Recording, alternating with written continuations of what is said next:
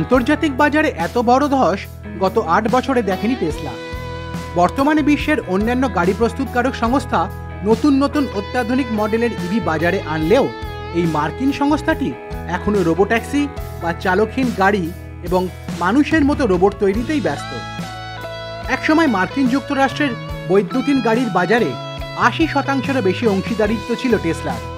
ক্রমশ প্রতিযোগিতা বেড়ে যাওয়ায় আমেরিকায় বিদ্যুৎ চালিত গাড়ি বিক্রির ক্ষেত্রে চলতি বছরের আগস্ট মাসে সবচেয়ে বেশি বিক্রি কমেছে সেদেশের ইভি নির্মাতা টেসলার, যা কিনা ২০১৭ সালের পর থেকে এই সংস্থার সবচেয়ে বড় পতন বলে মনে করা হচ্ছে।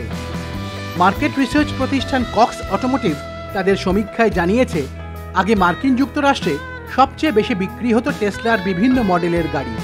তবে বর্তমানে টেসলার পুরনো মডেলের গাড়ি না কিনে অন্যান্য কোম্পানির নতুন ও উন্নত মডেলের বিদ্যুৎ চালিত গাড়ি কিনছেন ক্রেতারা। ফলে মার্কিন বাজারে টেসলার গাড়ির বিক্রির নেট পরিমাণ গত ৮ বছরের মধ্যে এবার সবচেয়ে কমে গেছে। বাজার বিশেষজ্ঞরা মনে করছেন, এর ফলে বর্তমানে কঠিন সময়ের মধ্যে দিয়ে যাচ্ছে আমেরিকার এই ইভি নির্মাতা।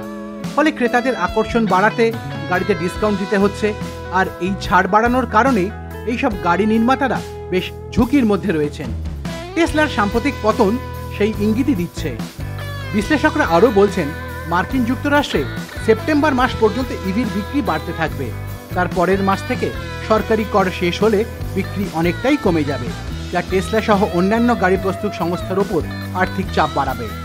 একসময় মার্কিন ইভি বাজারে ৮০%-এরও বেশি শেয়ার নিজেদের দখলে রেখেছিল মার্কিন ধনকুবের ইলন মাস্কের কোম্পানি টেসলা। তবে চলতি বছরের আগস্ট মাসে সংস্থার মোট ইভি বিক্রি ৩৮% কমে গেছে। ২০১৭ সালের অক্টোবরের পর এই প্রথম টেসলার গাড়ি বিক্রি ৪০%-এরও নিচে নেমে এসেছে বলে সমীক্ষায় দেখা গিয়েছে।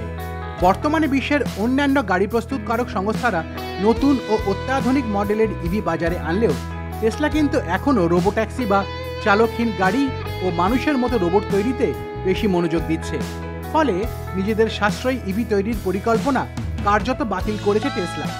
কক্সের তথ্য অনুসারে এই বছরের জুলাই মাসে টেসলার নতুন ইভি বিক্রি আগের মাসের থেকে ২৪% বেড়েছে। সংখ্যাতত্ত্বের ভিত্তিতে সেটা ১,২৮,২৬৮। এটি মূলত হয়েছে $৭,৫০০ সরকারি কর ছাড় ও কোম্পানির আকর্ষণীয় কর ছাড়ের কারণে। তবে টেসলার ইভি বিক্রি ৩.১% কমে গেলেও আমেরিকার পুরো ইভি বাজারে কিন্তু বিক্রি বেড়েছে ১৪%। শুনলেন তো আমেরিকার ইভি বাজারের গল্প। আমাদের দেশের কোন সংস্থার ইভি আপনার পছন্দ? নিচের কমেন্ট বক্সে লিখুন আর করুন লাইক, শেয়ার অ্যান্ড সাবস্ক্রাইব নিম্বু পানি বাংলা।